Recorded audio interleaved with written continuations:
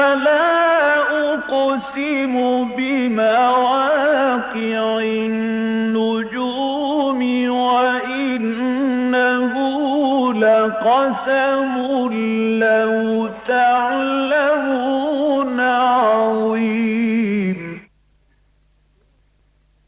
إنه لقرآن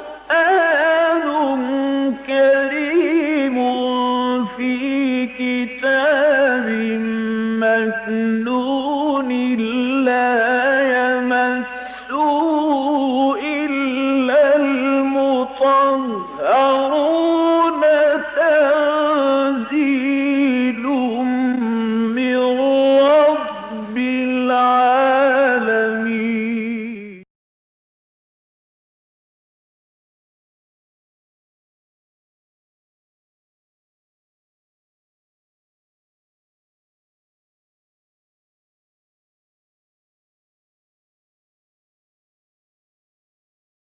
أعوذ بالله من الشيطان الرجيم. بسم الله الرحمن الرحيم. فلما أسلما وتله للجبين وناديناه أن يا إبراهيم قد صدقت الرؤيا إنا كذلك نجزي المحسنين إن هذا لهو البلاء المبين وفديناه بذبح عظيم وتركنا عليه في الآخرين سلام على إبراهيم كذلك نجزي المحسنين إنه من عبادنا المؤمنين وبشرناه بإسحاق نبيا من الصالحين وباركنا عليه وعلى إسحاق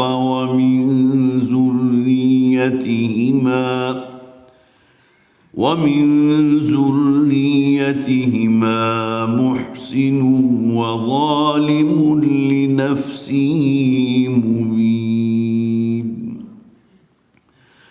ولقد مننا على موسى وهارون ونجيناهما وقومهما من الكرب العظيم ونصرناهم فكانوا هم الغالبين وآتيناهما الكتاب المستبين وهديناهما الصراط المستقيم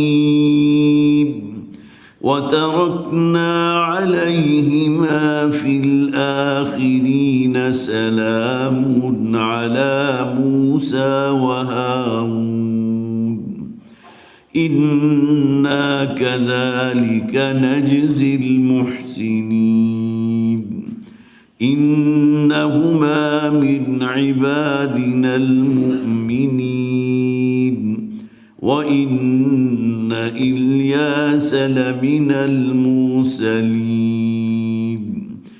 إذ قال لقومه ألا تتقون أتدعون بعلا وتذرون أحسن الخالقين الله ربكم ورب آبائكم الأولين فكذبوه فإنهم لمحضرون إلا عباد الله المخلصين وتركنا عليه في الآخرين سلام على الياسين إنا كذلك نجزي المحسنين. صدق الله العظيم. رب اشرح لي صدري ويسر لي أمري واحلل عقدة من لساني يفقهوا قولي. اللهم ألهمنا رشدنا وأعذنا من شرور أنفسنا آمین یا رب العالمین. سورہ صافات ہمارے زیر مطالعہ ہے. اس کی 110 آیات ہم مکمل کر چکے تھے اور حضرت ابراہیم علیہ السلام کا جو واقعات بیان ہو رہے تھے اس کی بھی چند آیات باقی تھی کہ وقت ختم ہو چکا تھا. ذہن میں تازہ کر لیجئے کہ مکی اور مدنی صورتوں کی تقسیم کے اعتبار سے ہم اس وقت 5ویں گروپ پر ہیں، جبکہ جو منازل قرآن حکیم میں یہاں موجود ہوتی ہیں، منزل نمبر 1 ہے، 2 ہے، 3 ہے، 7 منزلوں میں تقسیم کیا گیا، تو ان منازل کے اعتبار سے ہم 6ٹھی منزل پر ہیں. سورہ سبا سے یہ آغاز ہوا تھا مکی صورتوں کا سورہ احقاف تک. یہ 13 مکی صورتیں ہیں اور صرف 3 مدنی صورتیں ہم پڑھیں گے، سورہ محمد، سورہ فتح اور سورہ حجرات. اس طرح گویا کہ یہ 6ٹھا گروپ جو ہے مکی اور مدنی صورتوں کا، جس میں 13 مکی اور 3 مدنی صورتیں ہیں، مکمل ہوگا انشاءاللہ. مکی صورتوں کا جو اسلوب ہے آپ کو معلوم ہے. ان لوگوں کی ہٹ درمی جن کے سامنے اس قرآن کی دعوت کو پیش کیا جا رہا تھا، ان کی ضد، ان کا عناد، اور سب سے بڑھ کر یہ بات کہ مرنے کے بعد کی زندگی کے کوئی تصور. ہیہات ہیہات لما توعدون، محمد جو بات تم کہہ رہے ہو یہ بہت دور کی کوڑی ہے، یہ کوئی ہونے والی بات نہیں لگتی. وہ آیات ہم نے پڑھی تھی پچھلے ہی رکوع میں کہ جس میں انہوں نے کہا تھا کہ ہم اور ہمارے آباء و اجداد جس نے اس دنیا سے گئے ہوئے سینکڑوں برس بیت چکے، انہیں دوبارہ زندہ کیسے کیا جا سکتا ہے؟ کیسے ممکن ہے کہ یہ معاملہ ہو جائے؟ انہونی بات ہے، ناممکن ہے. لہذا مختلف اسالیب سے قرآن حکیم میں یہ بات سمجھانے کی بھی کوشش کی گئی. تم زمین کو دیکھتے ہو بالکل مردہ ہے، آسمان سے باران رحمت کا نزول ہوتا ہے اور اس زمین کے اندر زندگی پیدا ہو جاتی ہے، رویدگی پیدا ہو جاتی ہے، زمین زندہ ہو جاتی ہے. اسی طرح قرآن میں کئی مقامات پر یہ کہا گیا تم اپنی تخلیق پر غور کرو، تمہارا نقطہ آغاز تھا کیا؟ ایک بوند تھی نا، اسی سے ایک مکمل انسان کی شکل میں جس اللہ نے تمہیں تخلیق فرما دیا، کیا وہ قادر نہیں اس بات پر؟ الیس بقادر علی ان یحیی الموتى، کیا اس بات پر قادر نہیں ہے کہ تمہیں مرنے کے بعد دوبارہ زندگی عطا کر دے، تمہیں دوبارہ زندہ کر دے؟ یہ تمام اسالیب آپ کو مکی صورتوں میں ملیں گی. اس سورہ مبارکہ کے بھی ابتدائی جو 2 رکوع ہیں اس میں اسی مضمون کو لیا گیا. اور اس کے بعد 30 رکوع سے آغاز ہوا حضرت نوح علیہ السلام کے ذکر سے. چند آیات کے اندر وہ ان کا جو بھی قرآن حکیم نے اس موقع کی مناسبت سے جو بات تھی اس کو مکمل کر دی. حضرت نوح علیہ السلام انی مغلوب فانتصر، یہ الفاظ بھی تو موجود ہیں نا کہ اے پروردگار میں تو بالکل مغلوب ہوا چاہتا ہوں، میری قوم مجھ پر غلبہ حاصل کرنے کو ہے، مجھے قتل کرنے کے در پہ ہے. فانتصر، اب تو ان سے بدلہ لے. گویا کہ یہاں اللہ تعالیٰ سے دعا کرتا ہے کوئی رسول کہ اب میں بالکل بے بس ہو چکا ہوں، لاچار ہو چکا ہوں، بظاہر احوال کوئی امکان کسی خیر اور بھلائی کا نہیں، لہذا پروردگار ان کا معاملہ صاف کر دے. جیسا کہ حضرت نوح علیہ السلام کے ذکر پر پوری سورہ نوح موجود ہے اور اس میں آخر میں جو دعا ہے جسے آپ بددعائیہ الفاظ کہہ سکتے ہیں حضرت نوح علیہ السلام کے، رب لا تذر علی الارض من الکافرین دیارا انک ان تذرهم یضلوا عبادک ولا یلدوا الا فاجرا کفارا. اے پروردگار اس زمین پر اب کوئی کافروں کا کوئی بستہ گھر زندہ نہ چھوڑ، اس لیے کہ ان میں سے اگر ایک شخص بھی بچ گیا تو اس کی نسل کے اندر وہی کفر اور وہ شرک جو ہے وہ پھر آگے جاری و ساری رہے گا. یہ اگر جنیں گے بھی تو سوائے کافروں اور مشرکوں کے اور کچھ نہیں جنیں گے. حضرت نوح علیہ السلام کا ذکر پڑھا اور اس کے پھر فوراً بعد حضرت ابراہیم علیہ السلام کا بڑا تفصیل کے ساتھ ذکر تھا. اور یہ وہ مقام ہے کہ جہاں حضرت اسماعیل علیہ السلام کی قربانی کا ذکر بھی موجود ہے. وہ آیت جو ہم نے پڑھی تھی فلما اسلما وتلہ للجبین ونادیناہ یا ابراہیم قد صدقت الرؤیا، جب باپ اور بیٹا حضرت ابراہیم اور حضرت اسماعیل علیہ السلام دونوں نے اللہ کے حکم کے سامنے سر تسلیم خم کر دیا، فلما اسلما سر تسلیم خم کر دیا، وتلہ للجبین اور حضرت ابراہیم نے اپنے بیٹے اسماعیل علیہ السلام کو جو ہے پیشانی کے بل لٹا دیا اور اللہ کے حکم سے ذبح کرنے کے بالکل قریب تھے کہ اللہ تعالیٰ نے پھر گویا کہ جنت سے، جیسا کہ روایات میں ہے، قرآن میں ذکر موجود نہیں ہے لیکن قرآن میں یہ تو ہم نے پڑھا تھا وَفَدَيْنَاهُ بِذِبْحٍ عَظِيمٍ، اور ہم نے انہیں ایک یادگار کے طور پر جو دے دی تو بہت بڑی قربانی جو ہے یادگار کے طور پر ان کی نسل میں جاری کر دی۔ حضرت ابراہیم کی ذات تو وہ ہے نا جنہیں یہودی بھی اون کرتے ہیں، عیسائی بھی اون کرتے ہیں۔ مسلمانوں کے لیے تو بہرحال حکم ہے ملت ابیکم ابراہیم، اے مسلمانوں یہ تمہارے جد امجد ابراہیم علیہ السلام ہے کہ جن کی ملت ہے، جن پر تم اس وقت موجود ہو، جن پر قائم ہو۔ اور اسی طرح نبی اکرم صلی اللہ علیہ وسلم کو بھی جو مخاطب کر کے فرمایا گیا تھا وَاتَّبِعْ مِلَّةَ إِبْرَاهِيمَ حَنِيفًا، اے نبی آپ تو پیروی کیجئے ملت ابراہیمی کی۔ تو حضرت ابراہیم علیہ السلام کو جو ٹریبیوٹس جو ہیں قرآن حکیم میں پیش کیے گئے ہیں واقعتاً اس کے مماثل اور کوئی اور نبی اور رسول نہیں ہے۔ وَتَرَكْنَا عَلَيْهِ فِي الْآخِرِينَ، اب وہ آیات جو ہماری رہ گئی تھی صرف 3 آیات، ان کا ترجمہ کر لیجئے۔ وَفَدَيْنَاهُ بِذِبْحٍ عَظِيمٍ، اور فدیے میں ہم نے انہیں ایک ذبح عظیم دی۔ اس اعتبار سے بھی ذبح عظیم ہے کہ اللہ تعالیٰ نے جنت سے ایک مینڈھا بھیجا تھا کہ جس کو قربان کیا گیا، یہ بھی بڑی عظیم قربانی ہو گئی نا۔ اور دوسرے ذبح عظیم اس اعتبار سے کہ اب قیامت تک ہر مسلمان جو ہے جس پر بھی استطاعت ہے، جس پر واجب ہے، وہ قربانی کرے گا، گویا کہ اس واقعے کی یاد مناتا رہے گا قیامت تک۔ یہ بھی ایک ذبح عظیم کا ایک مظہر ہے۔ وَتَرَكْنَا عَلَيْهِ فِي الْآخِرِينَ، اور اسی پر ہم نے بعد میں آنے والوں کو جاری رکھا۔ مراد کیا ہے یہاں اصل میں محذوف ہے کہ ان کے ذکر خیر کو ہم نے جاری رکھا ان کی نسلوں میں۔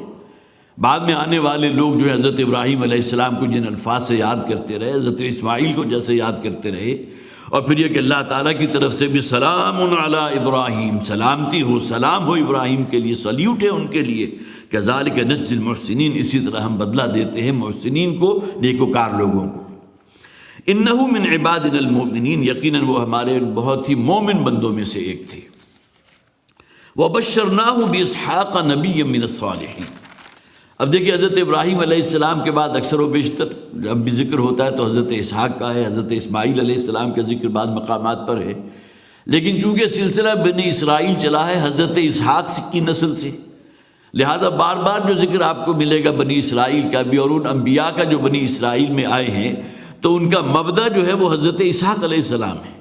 یہاں بھی فرمایا گیا وَبَشَّرْنَاهُ بِإِسْحَاقَ، اور ہم نے انہیں بشارت دی ابراہیم علیہ السلام کو اسحاق علیہ السلام کی نبی من الصالحین کے جو نبی تھے اور انتہائی صالح تھے، انتہائی نیکوکار تھے۔ حضرت سارہ کے بطن سے حضرت اسحاق ہیں، اور حضرت اسماعیل علیہ السلام اکلوتے بیٹے اس وقت تک رہے جب تک کہ حضرت اسحاق کی ولادت نہیں ہوئی تھی۔ اور بائبل میں بھی وہ میں نے پچھلی مرتبہ حوالہ دیا تھا، مولانا مودودی رحمۃ اللہ علیہ نے خاص طور پر ان حوالے جات کو جمع کیا ہے کہ جہاں آج بھی الفاظ موجود ہیں کہ اللہ خداوند کے حکم سے ابراہیم نے اپنے اکلوتے بیٹے کو ذبح کیا۔ اکلوتے بیٹے تو اس وقت صرف حضرت اسماعیل تھے۔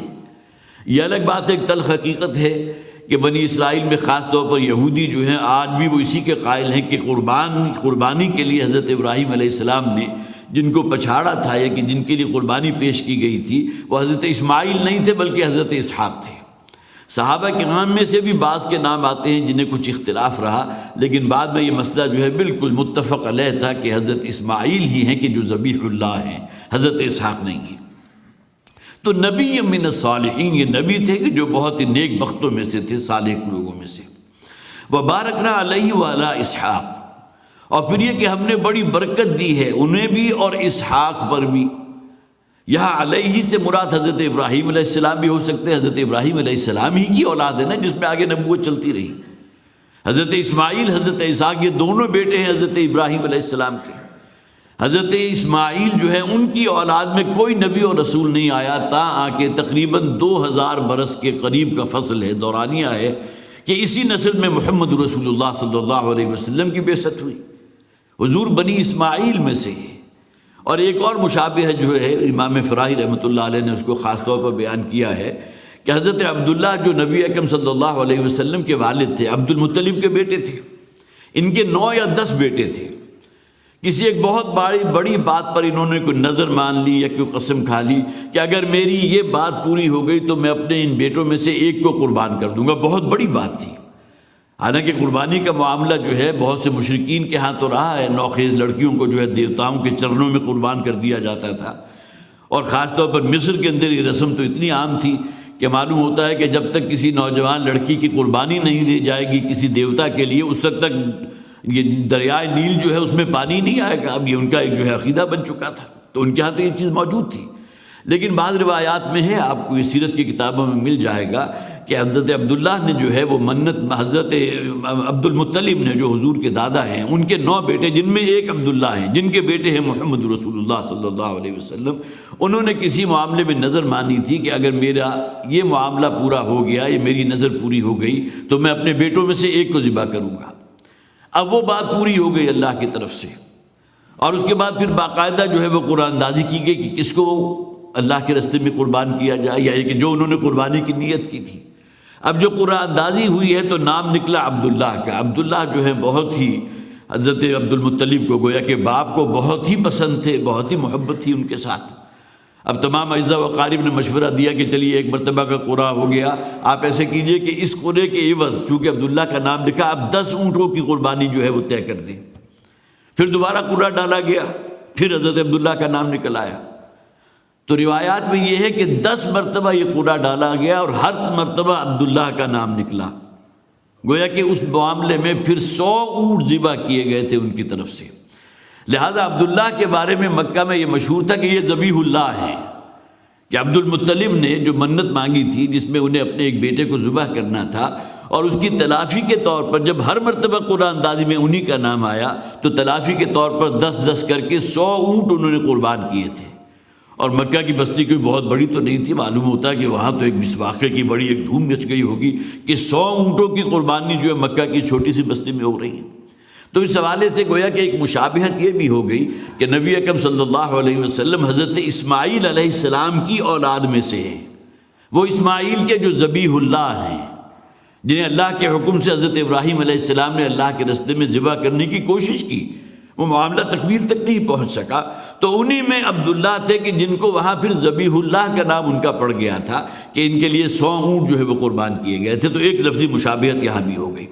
وبارکنا علیہ والا اسحاق، اور ہم نے پھر برکت دی ہے ان کی اولاد پر بھی اور اسحاق کی اولاد پر۔ بنی اسرائیل میں سینکڑوں نہیں بلکہ ہزاروں انبیاء آئے ہیں۔ ومن ذریتہما، اب معلوم ہوتا ہے کہ اب آگے جو نسل انسانی ہے اس میں نبوت اور رسالت چلی ہے صرف ان 2 کی نسل میں، حضرت ابراہیم علیہ السلام کے 2 بیٹے حضرت اسماعیل، جن کی آگے نسل میں کوئی نبی اور رسول نہیں سوائے محمد رسول اللہ صلی اللہ علیہ وسلم کے جو اینڈ پر ہیں، اور یہاں حضرت اسحاق علیہ السلام کے 12 بیٹے تھے، اور انہی سے بنی اسرائیل وجود میں آئے۔ اسرائیل حضرت یعقوب جو ہے حضرت اسحاق کے ایک بیٹے حضرت یعقوب تھے، ان کے آگے پھر جو ہے وہ 12 بیٹے تھے، ان سے آگے بنی اسرائیل کی نسل چلی ہے۔ تو فرمایا وَمِن ذُرِّيَّتِهِمَا، اور ان دونوں ہی کی ذریت اور نسل میں جو ہے ان میں ایسے تھے محسنون کے جو اللہ کے بہت ہی نیکوکار لوگ بھی تھے، بڑے فرما بردار لوگ بھی تھے، نیکیوں پر عمل کرنے والے، وَظَالِمٌ لِنَفْسِهِ مُبِينٌ، اور ان میں ایسے بھی تھے جو بدکار بھی تھے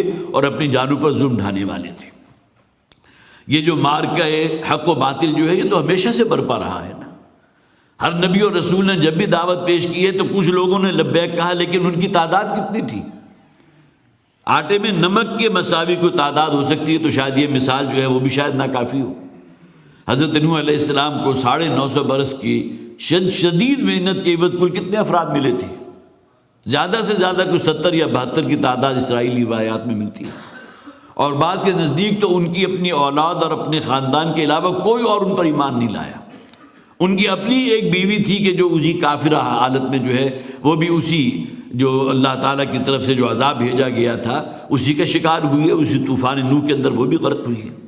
تو من ذریتہما محسن وظالم لنفسہ مبین، اور ان دونوں ہی کی ذریت ہے کہ جن میں کچھ وہ لوگ بھی تھے جو بڑے احسان کے مقام پر تھے، محسن تھے، نیکوکار لوگ تھے، اور وہ بھی تھے کہ جو اپنی جانوں پر ظلم ڈھانے والے تھے۔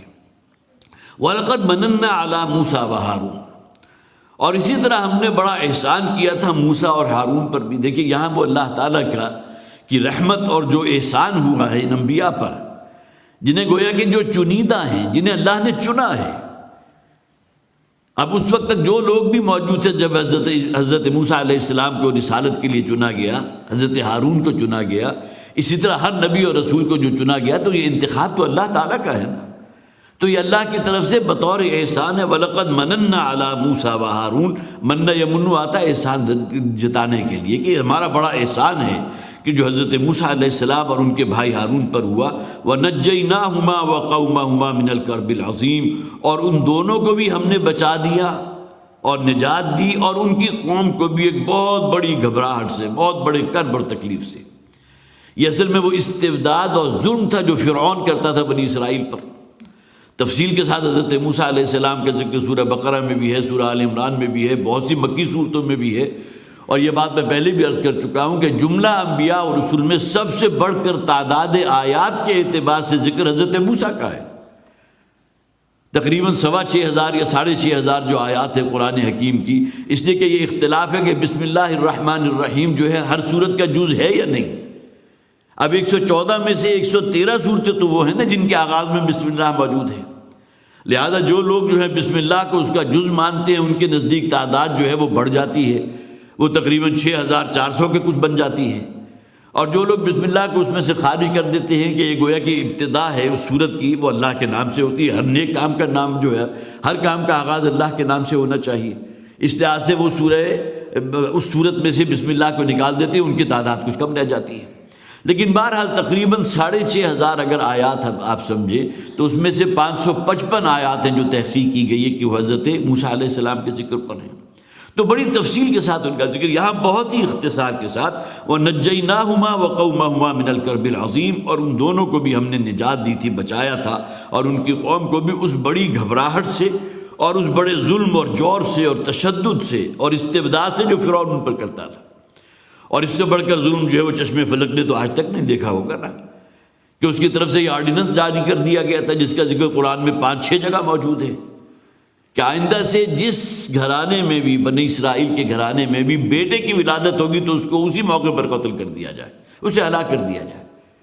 اور اس کی بنیاد جو تھی وہ کوئی عجیب و غریب قسم کا خواب تھا کہ جو روایات میں ملتا ہے، جو فرعون نے دیکھا تھا کہ بنی اسرائیل کی نسل میں سے ایک بچہ پیدا ہوگا جو تمہاری تخت اور حکومت کے لیے خطرہ بن جائے گا، تمہارے تخت و تاراج جو ہے اس پر قابض ہو جائے گا. لہذا اس کے گویا کہ انسداد کے طور پر اس نے یہ کام کیا کہ وہ آرڈیننس جاری کر دیا. اس سے بڑھ کر جسے آپ کہیے کہ بہیمانہ اور درندوں والا سلوک کیا ہوگا کہ وہ بیٹا کہ جس کی ابھی ولادت ہوئی ہے، اور جیسے ان کے ہرکارے پھر رہے ہوتے تھے ان قبائل کے اندر، جو بنی اسرائیل کے قبیلے تھے ان گلیوں کوچوں کے اندر، اور انہیں معلوم ہوتا تھا یہ تو اللہ تعالیٰ کی خاص رحمت کا ظہور ہوا نا کہ حضرت موسیٰ علیہ السلام کی ولادت ہوئی ہے اور اس کو پھر مخفی بھی رکھا گیا. پھر اللہ کے حکم سے انہیں ایک لکڑی کے تابوت میں یا چھوٹے سے صندوق میں جو ہے وہ قرآن میں سورہ طٰہٰ کے اندر ذکر موجود ہے، اللہ نے حکم دیا کہ اس میں دریا میں اس کو بہا دو. تو یہ تمام چیزیں ہیں جو قرآن میں موجود ہیں. تو حضرت موسیٰ علیہ السلام کا ذکر یہاں بہت ہی اختصار کے ساتھ. اور وہ جو سب سے بڑا ظلم کیا تھا فرعون نے کہ ان کی اولاد نرینہ کے بارے میں اس کا آرڈیننس ہی جاری ہو گیا کہ ان کو قتل کر دیا جائے. من الکرب العظیم ونصرناہم فکانوا هم الغالبین. اور پھر یہ کہ ہم نے ان کی بڑی مدد کی تھی. ظاہر ہے کہ حضرت موسیٰ، حضرت ہارون بالآخر جو ہے اللہ تعالیٰ نے کس کس اعتبار سے انہیں سرفراز فرمایا ہے. سامنے اگر سمندر موجود ہے تو عصا حضرت موسیٰ نے اللہ کے حکم سے زمین پر مارا اور سمندر 2 حصوں میں تقسیم ہو گیا. حضرت موسیٰ بنی اسرائیل کو لے کر نکل گیا اور فرعون اسی سمندر میں غرق کر دیا گیا، اور وہ گویا کہ جس سے اللہ کے عذاب کا شکار ہوا. وَنَصَرْنَاهُمْ. ہم نے ان کی بڑی مدد کی. فَكَانُوا هُمُ الْغَالِبِينَ. اور بالآخر وہی غالب ہوئے. گویا کہ آل فرعون جو ہے وہ ہلاک کر دیے گئے، وہ نیست و نابود کر دیے گئے، غرق کر دیے گئے، اور حضرت موسیٰ علیہ السلام کو بچا لیا گیا. وَآتَيْنَاهُمَ الْكِتَابَ الْمُسْتَبِينَ. اور ان دونوں ہی کو ہم نے عطا کی تھی وہ کتاب کے جو بہت روشن اور دلائل سے بڑی ہوئی کتاب ہے. یہ 10 کمانڈمنٹس یا احکام 10 تو وہ اصل میں اس کے جو شرعی احکامات ہیں ان کا خلاصہ ہے، ورنہ تورات جو ہے اس کے اندر مواعظ بھی ہیں، اور پھر اس کے اندر جو روشن دلیلیں موجود تھیں، جو واضح تعلیمات موجود تھیں، اللہ تعالیٰ کے واضح احکامات موجود تھے. کتاب المستبین. یہاں جو فرمایا گیا کہ ہم نے ان دونوں کو عطا کی تو مراد حضرت موسیٰ علیہ السلام ہی ہے. گویا کہ یہ دونوں چونکہ حضرت ہارون حضرت موسیٰ سے عمر میں بڑے تھے، لیکن یہ کہ بہرحال حضرت موسیٰ علیہ السلام کو وہ خلعت رسالت جو ہے خاص طور پر ان کے سر پر اللہ تعالیٰ نے سجایا اور انہی کو حکم دیا تھا اذهب الى فرعون انه طغى. اگرچہ ان کی معیت میں حضرت ہارون بھی موجود تھے، لیکن یہ کہ حکم تو حضرت موسیٰ علیہ السلام کو دیا گیا. وَهَدَيْنَاهُمَ الصِّرَاطَ الْمُسْتَقِيمَ، اور پھر ان دونوں کو ہم نے راستہ دکھا دیا صراط مستقیم کا، ان کو راہ سجا دی صراط مستقیم کی۔ اللہ تعالیٰ کی جو بھی الہامی کتاب ہوگی وہ اسی صراط مستقیم کی نشاندہی کرتی ہے۔ آج ہمارے پاس اگر قرآن موجود ہے جس میں کہیں کسی غلطی کا امکان نہیں، نہ کسی تبدیلی کا امکان ہے، اِنَّا نَحْنُ نَزَّلْنَا الذِّكْرَ وَإِنَّا لَهُ لَحَافِظُونَ، تو آج کے دور میں ہمارے لیے مشعل راہ کیا ہے؟ یہی قرآن ہے، یہی صراط مستقیم ہے۔ نماز کی ہر رکعت میں ہم اللہ سے طالب ہیں، اهدنا الصراط المستقیم، ہے پروردگار ہمیں سیدھے راستے کی ہدایت فرما، اس پر چلا دے، اس کی رہنمائی فرما، ہمیں ہماری منزل مقصود کامیابی فوز و فلاح تک پہنچا دے۔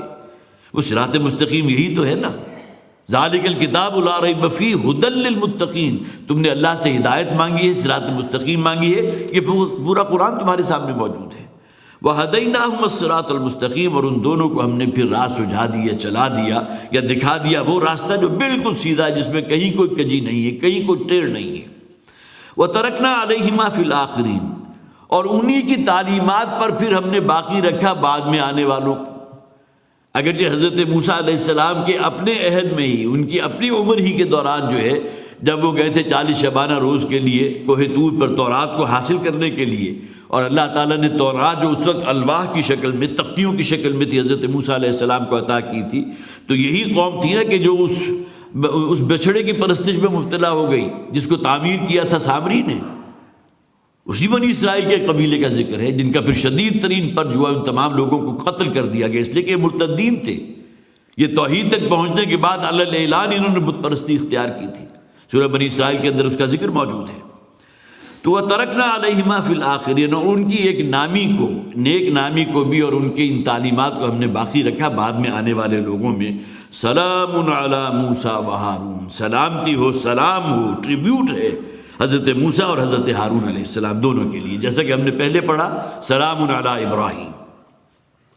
انا کذالک نجزی المحسنین، اسی طرح ہم بدلہ دیتے ہیں محسنین کو۔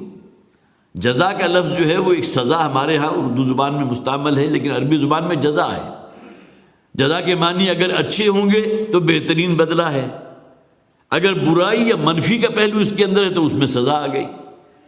جیسے کہ قرآن حکیم میں یہ بھی کہا گیا نا کہ ہم جزا کے طور پر ان کو جہنم میں دھکیل دیں گے، وہ سزا کے طور پر ہے۔ یہاں فرمایا کذالک نجزی المحسنین، اسی طرح جزا اپنے مثبت معنوں میں ہے، ہم ریوارڈ دیتے ہیں، ہم جزا دیتے ہیں، ہم بدلہ دیتے ہیں، بہترین بدل عطا فرماتے ہیں اپنے نیکوکار لوگوں کو، محسنین کو۔ انہما من عبادنا المؤمنین، یقیناً یہ دونوں بھی ہمارے مومن بندوں میں سے تھے۔ دیکھیں یہاں مومنین کی تکرار آ رہی ہے، معلوم ہوا کہ اصل جسے آپ کہیے بیس لائن جو ہے نا وہ ایمان ہے۔ انہی مومنین میں سے اللہ تعالیٰ اللہ یصطفی من الملائکۃ رسلا ومن الناس، اللہ تعالیٰ رسولوں میں سے بھی ایک کو چن لیتا ہے، منتخب فرما لیتا ہے۔ جو چنیدہ ہے حضرت جبرائیل علیہ السلام، اللہ کے پیغام کو رسولوں تک پہنچانے کے لیے، انبیاء تک پہنچانے کے لیے، اور اسی طرح لوگوں میں سے بھی چن لیتا ہے۔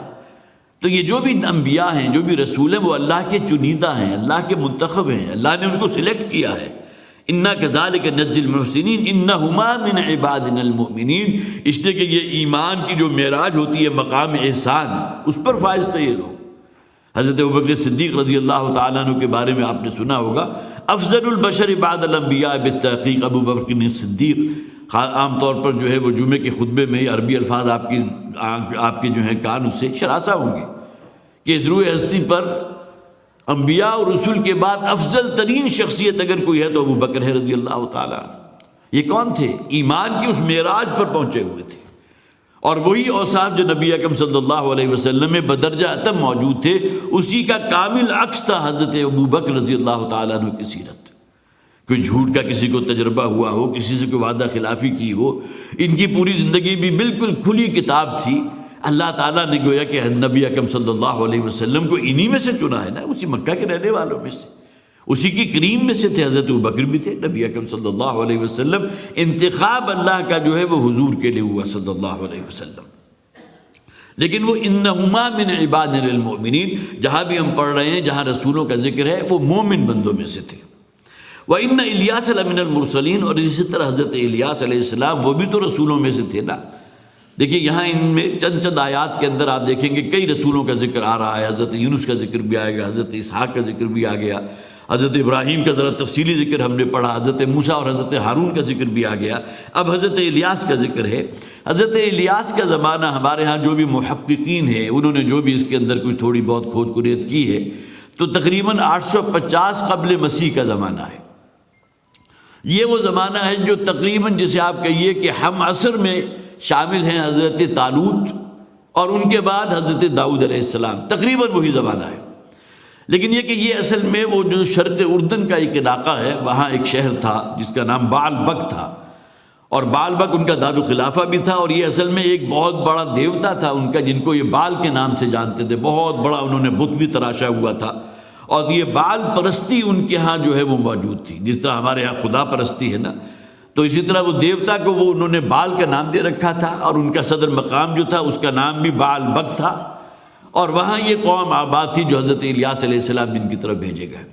بہرحال مشرکانہ جو بھی اوہام ہوتے ہیں تمام نجاست شرک والی اس قوم کے اندر موجود تھی. حضرت الیاس علیہ السلام کا قرآن حکیم میں صرف 2 مقامات پر ذکر ہے, ایک تو یہاں ہے اور دوسرے سورہ انعام کی آیت نمبر 187 میں ان کا ذکر موجود ہے. باقی یہ کہ ان کے بارے میں اور زیادہ مزید تفصیل ان کے حالات و واقعات جو ہے اس کا جو ہے کہیں آپ کو بائبل میں اگر سراغ ملتا ہے, اگر جن حضرات کو بھی دلچسپی ہو تو تفہیم القرآن میں مولانا مودودی رحمۃ اللہ علیہ نے کافی ان کے بارے میں جو ہے وہ کھود کریت کی ہے. بائبل کے بہت سے حوالے موجود ہیں کہ ان کے ہاں یہ جو بال نامی دیوتا تھا تو بال پرستی ان کے ہاں عام ہو چکی تھی, اور اسی کی پاداش کے اندر جو ہے پھر کچھ بہت سے جو ان کا اس دیوتا کو خدا ماننے سے انکار کرتے ان کو بڑا ٹارچر بھی کیا جاتا تھا. بالکل وہی معاملہ جو فرعون کرتا تھا بنی اسرائیل کے لوگوں کے ساتھ. تو وَإِنَّ إِلْيَاسَ لَمِنَ الْمُرْسَلِينَ, اسی طرح حضرت الیاس علیہ السلام جو ہیں وہ بھی اللہ کے فرستادہ لوگوں میں سے تھے, بھیجے ہوئے لوگوں میں سے تھے, رسولوں میں سے تھے. اِذْ قَالَ لِقَوْمِهِ أَلَا تَتَّقُونَ, ہر نبی اور رسول کی یہ دعوت ہے کیوں اللہ کا تقوی اختیار نہیں کرتے. وہ اللہ جس نے تمہیں پیدا کیا, تمہاری ضرورت کی ہر شے اس نے پیدا کی, اور تم اپنے ہاتھوں سے حضرت ابراہیم علیہ السلام کا بھی ذکر پڑھا تھا نا, انہوں نے بھی اپنے والد سے یہی کہا تھا. اپنے ہاتھوں سے آپ بت تراشتے ہو اور پھر ان کو اپنا خدا مان بیٹھتے ہو, انہیں دیوتا قرار دیتے ہو, انہیں حاجت روا سمجھتے ہو, مشکل کشا سمجھتے ہو. معلوم ہوتا ہے کہ بت پرستی تو وہ خناس تھا کہ جو ہر قوم میں موجود رہا. حضرت الیاس علیہ السلام جس قوم کی طرف بھیجے گئے وہ بال نامی ایک بہت بڑا دیوتا انہوں نے جو ہے جو سے بہت مہا خدا سمجھتے تھے, ان کا جو ہے انہوں نے بت بنا رکھا تھا. تو فرمایا گیا اذ قال لقومه الا تتقون, جبکہ انہوں نے اپنی قوم سے کہا کہ کیوں اللہ کا تقوی اختیار نہیں کرتے, تتقون کیوں نہیں بچتے, یہ جو شرک اور بت پرستی جیسی نجاست کے اندر تم مبتلا ہو کیوں نہیں اس سے اپنے آپ کو محفوظ رکھتے. اتدعون بعلا, اب یہ دیکھیں وہ لفظ آ گیا بال, جس کے بارے میں نے کہا تھا بال پرستی وہاں تھی. وہ بال نامی جو بت تھا جو ان کا دیوتا تھا اس کی پرستی کرتے تھے, اس کو پوچھتے تھے کیا تم پکارتے ہو بال کو, اس دیوتا کو سمجھتے ہوئے تمہارا حاجت روا ہے, مشکل کشا ہے. ہمارے اندر بھی تو ایک طبقہ موجود ہے نا مسلمانوں کے اندر جو بت پرستی اگر نہ بھی ہو تو قبر پرستی موجود ہے. ان کے نام کے چڑھاوے بھی چڑھ رہے ہوتے ہیں, قبروں کو سجدے بھی کیے جا رہے ہوتے ہیں, انہیں اپنا حاجت روا بھی سمجھتے ہیں, انہی کے بارے میں ان کا عقیدہ مشکل کشا کا بھی ہے. یہ تمام عقائد آج بھی موجود ہیں. وہ صاحب قبر جو جس قبر کے اندر ہے اس کی دعوت خواب بالکل پیور توحید کی دعوت کیوں نہ ہو, لیکن یہ بہرحال اس دنیا سے چلے جانے کے بعد وہ مجاور بن بیٹھے اور اس کا اپنا پیشہ بنا لیا, اور وہاں چڑھاوے بھی ہو رہے ہیں, چڑھاوے بھی چڑھائے جا رہے ہیں, اور ایک بہت بڑا ٹریڈ اور بزنس جو ہے وہ وجود میں آ گیا. اتدعون بالا, کیا تم پکارتے ہو بال کو, وتذرون احسن الخالقین, اور تم پس پش ڈال دیتے ہو, چھوڑ دیتے ہو, اور یاد نہیں رکھتے کس کو, احسن الخالقین کے جو بہترین خلقت فرمانے والا ہے. ذرا اس کی خلقت اور اس کی طاقت کا تو اندازہ کرو, جس نے سورج کو بنایا, اس کائنات کو بنایا, جو آسمان سے بارش کا برسانے والا ہے, اس زمین کے اندر قوت نمو رکھ دی ہے جس سے تم اپنی پیداوار حاصل کر رہے ہو, جہاں سے تمہیں غلہ بھی مل رہا ہے, بہترین جو ہے سبزیاں حاصل ہو رہی ہیں, ایک سے ایک بڑھ کر پھل تمہیں یہاں سے میسر ہیں. اس اللہ کو تم بھول گئے اور تم پکارتے ہو حاجت روائی کے لیے, مشکل کشائی کے لیے بال کو, اپنے ہاتھوں سے خود تراشیدہ بت کی پرستش کرتے ہو. اللہ ربکم و رب آبائکم الاولین, جبکہ اللہ ہے کہ جو تمہارا بھی رب ہے اور تمہارے آباء و اجداد. اس لیے کہ یہ جو تعصب ہمیشہ ہر قوم میں موجود رہا آج بھی ہے. اب وہ تعصب پیدا ہو جاتا ہے، اپنے آباء و اجداد جس طریقے پر ہیں وہ بڑا مقدس ہے، لہذا جیسے آپ کے یہ سینگ پھنسانے سے پھر کوئی باز نہیں آتا ہے، ایک دوسرے کے سامنے مباحثے بھی ہو رہے، ایک دوسرے کا رد بھی کیا جا رہا ہے، ایک دوسرے کے نیچا بھی دکھایا جا رہا ہے۔ تو یہ تعصب ان لوگوں میں بھی تو موجود تھا نا، وہ یہ سمجھتے تھے کہ جس رستے پر ہیں یہ ہمارے جو دیوتا بال ہے اس کی تو پرستش ہمارے باپ دادا پردادا سب کرتے رہے، یہ تو بہت مقدس رستہ ہے، اس کو ہم کیسے چھوڑ سکتے ہیں؟ تو اللہ ربکم، وہ جو رب ہے تمہارا بھی، وہ رب آبائکم الاولین، اور تمہارے جو باپ دادا جو پہلے ہو گزرے ہیں جو پرانے زمانے کے، ان کا بھی رب وہی تھا۔ فکذبوہ فانہم لمحضرون، اور نتیجہ کیا نکلا کہ قوم نے ان کا انکار کر دیا۔ نبی اور رسول کے انکار کرنے والا ہمیشہ تعداد میں زیادہ رہے، اور آپ نے دیکھا مکی صورتوں کے اندر جن رسولوں کا ذکر بھی موجود ہے، سوائے ان چند اہل ایمان کے کہ جو رسول پر ایمان لائے تھے وہ بچائے گئے، سب کو اللہ تعالیٰ کے عذاب نے ہلاک کر دیا۔ قوم عاد ہے، قوم ثمود ہے، قوم شعیب ہے، قوم لوط ہے، اسی طرح آل فرعون ہے، کتنی جگہوں پر ان کے قصے ہم نے پڑھے ہیں۔ فَكَذَّبُوا فَإِنَّهُمْ لَمُحْضَرُونَ، انہوں نے بھی جھٹلایا اور پھر انہیں بھی پکڑ لیا گیا، یا یہ کہ قیامت کے دن انہیں پکڑا جائے گا۔ یہاں جیسا کہ میں نے عرض کیا تھا، قرآن حکیم میں صرف 2 صورتیں ہیں، 2 مقامات ہیں جہاں حضرت الیاس کا ذکر ہے، سورہ انعام کے اندر موجود ہے ان کا ذکر، اور دوسرے یہاں سورہ صافات کے اندر۔ لہذا ان دونوں مقامات پر اس کی تصریح نہیں کہ ان پر اللہ کا عذاب آیا اور کس شکل میں آیا۔ قوم لوط کے بارے میں تو سب کو معلوم ہے نا، ان پر تو آسمان سے پتھروں کی بارش کی گئی تھی۔ قوم عاد کے بارے میں قرآن میں موجود ہے کہ تیز و تند جو جھکڑ چلا تھا تو چٹانوں سے ٹکرا کر ان لوگوں کا قیمہ بھرکس بنا دیا گیا۔ اسی طرح قوم ثمود جو تھی وہ ایک چنگھاڑ تھی، وہ چیخ تھی، جس کی وجہ سے پوری قوم کے اوپر ہلاکت جو ہے وہ مسلط کر دی گئی۔ اللہ کے عذاب کے مختلف شکلیں تھیں، کہیں خسف بھی ہوا ہے، کہیں کوئی زلزلہ آیا ہے، کہیں صیحہ موجود ہے، کہیں آسمان سے پتھروں کی بارش ہوئی ہے، لیکن یہ کہ اس قوم کے بارے میں معلوم نہیں ہے، لہٰذا یہاں یہ طے نہیں کیا جا سکتا۔ لمحضرون، بالآخر انہیں پکڑ لیا گیا۔ آیا اس عذاب میں، اس دنیا ہی میں عذاب ان کے اوپر آیا، لیکن چونکہ وہ بھی تھے رسولوں میں سے تو اللہ تعالیٰ کی تو یہ سنت ہے، اس کا ذکر یہاں موجود نہیں، وہ الگ بات ہے کہ اگر رسول کی دعوت کو رد کر دیا گیا تو پھر اس قوم کو معاف نہیں کیا جاتا، پھر قوم لازماً ہلاک کی جاتی ہے۔ نبیوں کا معاملہ یہ نہیں ہے، جیسے کہ پہلے میں عرض کر چکا ہوں کہ انبیاء کا تو قتل بھی ہوا ہے، ان کو تو گویا کہ اللہ کے رستے میں شہید بھی کر دیا گیا، حضرت یحییٰ علیہ السلام کو شہید کیا گیا اللہ کے رستے میں۔ اسی طرح اور بھی بہتوں کا ذکر ہے، قرآن خود کہتا ہے کہ انہوں نے کئی انبیاء کو شہید کیا بنی اسرائیل نے، بہت بڑا جرم ہے ان لوگوں کا۔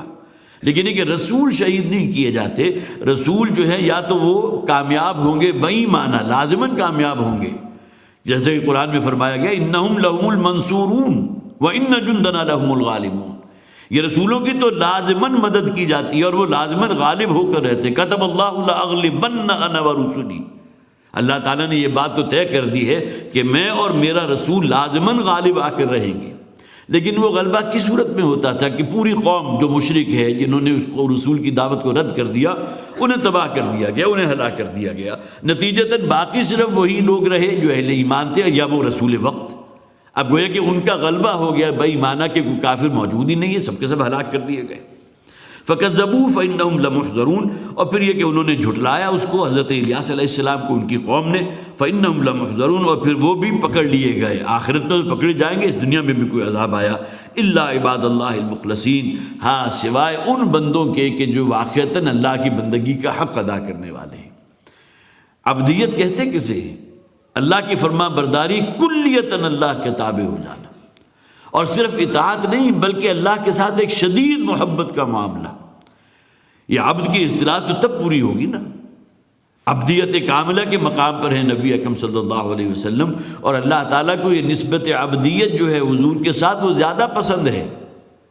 قرآن حکیم میں جہاں بھی، اس کا بھی ذکر میں پہلے کر چکا ہوں، جہاں بھی نبی اکرم صلی اللہ علیہ وسلم پر اللہ تعالیٰ نے اپنے احسان کا ذکر، اپنے انعام کا ذکر کیا، وہاں حضور کی نسبت عبدیت کو فوقیت دی ہے۔ سبحان الذی اسریٰ بعبدہ لیلا من المسجد الحرام الی المسجد الاقصی، بڑی پاک ہے، بڑی اعلیٰ و عرفہ ہے وہ ذات جو اپنے بندے کو لے گئی مسجد حرام سے مسجد اقصی تک راتوں رات۔ اسی طرح اس سے فوراً بعد سورہ کہف موجود ہے، الحمدللہ الذی انزل علی عبدہ الکتاب ولم یجعل لہ عوجا۔ یہاں گویا کہ یہ نزول اس کتاب کا محمد رسول اللہ صلی اللہ علیہ وسلم پر اللہ کا بہت بڑا انعام و احسان، رہتی دنیا تک یہ کتاب ہدایت ہے جو نازل ہوئی محمد پر صلی اللہ علیہ وسلم. یہاں بھی نسبت عبدیت کو فوقیت دی گئی. الحمدللہ الذی انزل علی عبدہ الکتاب. تو الا عباد اللہ المخلصین، انہی میں وہ اللہ کے نیک بندے ہوتے ہیں جنہیں اللہ سے بڑی شدید محبت ہوتی ہے. والذین آمنوا اشد حبا للہ، وہ لوگ جو واقعتاً ایمان والے ہیں ان کے دلوں میں تو شدید ترین محبت اللہ کی محبت ہوتی ہے. الا عباد اللہ المخلصین، ہاں نہیں پکڑے گئے صرف وہی لوگ اس دنیا میں عذاب سے بھی بچ گئے اور آخرت میں بھی فوز و فلاح سے امکنار ہوں گے، وہ لوگ کہ جو واقعتاً اللہ کے بندے ہیں، المخلصین کے جو اللہ کے چنے ہوئے ہیں، چنیدہ بندے ہیں جنہیں اللہ نے خالص کر لیا اپنے بندگی کے لیے. وَتَرَكْنَا عَلَيْهِ فِي الْآخِرِينَ، اور پھر انہی کی تعلیمات حضرت الیاس، جیسے کہ ہم نے پہلے حضرت ابراہیم کے زمانے میں بھی پڑھا، اور اسی طرح حضرت موسیٰ علیہ السلام وَتَرَكْنَا عَلَيْهِمَا فِي الْآخِرِينَ، انہی کی تعلیمات تھی، انہی کا ذکر خیر تھا، انہی کی نیک نامی تھی کہ جو ان کے بعد کی نسل میں بھی سب ان کو گویا کہ ایٹریبیوٹ پیش کرتے رہے کہ اللہ کے رسول تھے جو بڑے جلیل القدر تھے. بعد میں آنے والوں پر سلام علی الیاسین، سلامتی ہو الیاسین پر. اب اس میں بھی 2-3 رائے ہیں. حضرت الیاس علیہ السلام کا نام یہ بھی کہا گیا کہ یہاں چونکہ بالکل وہی وزن ہے تو اسی نام کو جو ہے یہاں تھوڑا سا تبدیل کر دیا گیا، اور یہ عربی زبان میں ہوتا ہے عام طور پر. وزن کے اس تقاضے کو پورا کرنے کے لیے جو ہے اس میں کوئی چینج ہو جاتی ہے. جس طرح وادی سینا، طور سینا کا ذکر ہے، لیکن یہ کہ سینین کا ذکر بھی ہے، وہ طور سینین و ھذا البلد الامین. حالانکہ سینین جو ہے وہ اس حوالے سے صرف اس وزن کے لیے کہہ دیجئے، یا یہ کہ وہ عربی لغت کے اندر یہ قاعدہ موجود ہے. لہٰذا الیاس سے الیاسین بن گئے، گویا کہ ان کا اپنا ہی نام ہے. ایک روایت یہ بھی ہے یہ آل یاسین ہے، گویا کہ حضرت الیاس کی اولاد، ان میں جو بھی نیکوکار تھے ان کے لیے اللہ تعالیٰ کی طرف سے ٹریبیوٹ بھی ہے، سلامتی بھی ہے اور سلام بھی ہے. اسی طرح ایک رائے جو حضرت عبداللہ ابن مسعود رضی اللہ تعالیٰ عنہ کی بڑی شاذ رائے ہے، وہ چونکہ اس سے متصل قبل پہلے ہم نے جو سورت پڑھی تھی وہ سورہ یاسین تھی، اور بعض روایات میں یاسین حضور کے ناموں میں سے بھی ایک نام ہے، یاسین والقرآن الحکیم انک لمن المرسلین. یاسین یہاں گویا کہ اگر حضور کی ذات ہے تو حضور کو مخاطب کیا گیا کہ قرآن اس بات پر شاہد ہے، قرآن گواہ ہے کہ آپ ہیں اللہ کے رسول، اللہ کے فرستادہ، اللہ کے بھیجے ہوئے. تو حضرت عبداللہ ابن مسعود رضی اللہ تعالیٰ عنہ کی ایک شاذ رائے سامنے آئی ہے کہ اگر ان کی قرات میں پڑھے تو وہ آل یاسین ہوگا، گویا کہ سلام علی آل یاسین، الیاسین آل یاسین. گویا کہ حضرت نبی اکرم صلی اللہ علیہ وسلم کے ناموں میں سے ایک نام یاسین، اور ان کی آل محمد صلی اللہ علیہ وسلم وہ بھی مراد ہے. بہرحال یہ تینوں آراء جو ہیں مختلف تفاسیر کے اندر اس کا ذکر تھا، وہ جو میں نے آپ کے سامنے کر دی. انا کذالک نجزی المحسنین، اسی طرح ہم جزا دیتے ہیں محسنین کو، نیکوکار لوگوں کو جنہوں نے رسول کی دعوت پر لبیک کہا اور اللہ کی کامل اطاعت اختیار کی. انہ من عبادنا المؤمنین، یقیناً حضرت الیاس علیہ السلام بھی ہمارے مومن بندوں میں سے تھے. جیسے کہ میں نے پہلے بھی عرض کیا تھا کہ ایمان وہ کیڈر ہے، مومنین وہ کیڈر ہے کہ جس میں اللہ تعالیٰ پھر منتخب فرما لیتا ہے کچھ شخصیات کو انبیاء کے طور پر اور کچھ کو رسولوں کے طور پر. وَإِنَّ لُوطًا لَمِنَ الْمُرْسَلِينَ، اب یہ دیکھیے میں نے عرض کیا تھا کہ چند آیات کے اندر جو ہے ایک ایک رسول کا ذکر آ رہا ہے. وَإِنَّ لُوطًا لَمِنَ الْمُرْسَلِينَ، اور یقیناً لوط علیہ السلام جو ہے وہ بھی تو رسولوں میں سے بھیجے ہوئے تھے نا، وہ بھی تو اللہ کے فرستادہ تھے، اللہ کے بھیجے ہوئوں میں سے تھے. اذ نجیناہ وَأَهْلَهُ اجمعین، جب کہ ہم نے انہیں بھی نجات دی اور ان کے اہل کو، ان تمام گھر والوں کو. یہاں بھی اہل سے مراد صرف وہی ہیں جو حضرت لوط پر ایمان لائے، اس لیے کہ قرآن میں ذکر موجود ہے کہ ان کی ازواج میں سے ایک زوجہ وائلہ، اس کا غالباً نام بھی آیا ہے اسرائیلی روایات کے اندر، جو ان پر ایمان اس معنی میں نہیں لائی تھی کہ ان کی ہمدردیاں اپنی قوم کے ساتھ تھی. حضرت لوط کی زوجیت میں تھی لیکن وہ ان مشرکین کے ساتھ ان کی ہمدردیاں تھیں. بلکہ روایات تو یہ بھی ہے کہ وہ مخبری کیا کرتی تھی اپنی قوم کے پاس کہ جب کوئی مہمان آتے تھے، اور خاص طور پر وہ جو 3 فرشتے آئے تھے بہت خوبصورت جو ہے نوخیز نوجوانوں کی شکل میں، لڑکوں کی شکل میں، تو ان کی مخبری کرنے والوں میں تو یہ ان کی بیوی موجود تھی. تو جس کے بارے میں کہہ دیا گیا حضرت لوط علیہ السلام کو کہ ہم جو آسمان سے عذاب بھیجیں گے تو الا امرأتک، سوائے تیری اس بیوی کے کہ جس کی ہمدردیاں اپنی قوم کے ساتھ تھی، گویا کہ جس کا انجام پھر انہی مشرکین اور کافرین کے ساتھ ہوا. تو اہل میں یہاں اجمعین میں وہ گویا کہ نکل گئی، اور بھی جو ان پر ایمان نہیں لایا تھا. اسی طرح ان کا ایک بیٹا جس کا نام اسرائیلی روایات میں کنعان آتا ہے، جس کا ذکر قرآن میں اس اعتبار سے موجود ہے کہ وہ بیٹا جو ہے جب وہ کہیں ڈبکیاں کھا رہا تھا، غوطے آ رہے تھے اس کو، جیسے جیسے وہ پانی جو ہے طوفان نوح والا بڑھا ہے اور سامنے ایک چٹان موجود تھی. حضرت نوح علیہ السلام نے یا بنی ارکب معنا آواز دی اپنے بیٹے کو کہ آؤ ہمارے ساتھ اس کشتی میں سوار ہو جاؤ. اور لیکن یہ کہ ان کی نگاہوں کے سامنے وہ جو ہے ایک تیز تند لہر آئی ہے اور اس کے بعد وہ بھی مغرقین میں سے ہو گیا, غرق ہونے والوں میں سے ہو گیا. وہ پورا قصہ جو ہے ہم نے قرآن میں اس سے پہلے پڑھا بھی تھا, غالباً سورہ مائدہ کے اندر ہے. میں چونکہ حافظ قرآن نہیں تو اکثر و بیشتر یہ ریفرنس مجھے یاد نہیں رہتا, لیکن یہ کہ تفصیل سے ذکر موجود ہے حضرت نوح علیہ السلام کے بیٹے کا. اور پھر ایک شکوہ بھی حضرت نوح کا وہاں موجود ہے کہ پروردگار تیرا وعدہ تھا کہ تو میرے اہل کو بچا لے گا, ان ابنی من اہلی وان وعدک الحق, میرا بیٹا بھی تو میرے اہل میں سے تھا نا, اور تیرا وعدہ تو پختہ ہے, تیرا وعدہ تو حق ہے, سچا وعدہ ہے. اب آگے کچھ ہمت نہیں ہوئی حضرت نوح علیہ السلام کو کہنے کی, لیکن یہ کہ اللہ تعالیٰ کی طرف سے کلیت النفی, انہ لیس من اہلک انہ عمل غیر صالح, وہ تمہارے اہل میں سے کہاں تھا, وہ تو ایمان والوں میں سے تھا ہی نہیں. قرآن نے وہاں کا اس کے اعمال صحیح نہیں تھے. یہاں ایک نکتہ شاید یہ نکالا جا سکتا ہو کہ شاید ممکن ہے کہ بظاہر وہ مومنین میں سے ہو, حضرت نوح کا بیٹا ہی شمار ہوتا ہو اور اہل ایمان میں سے سمجھتا ہو انہ عمل غیر صالح.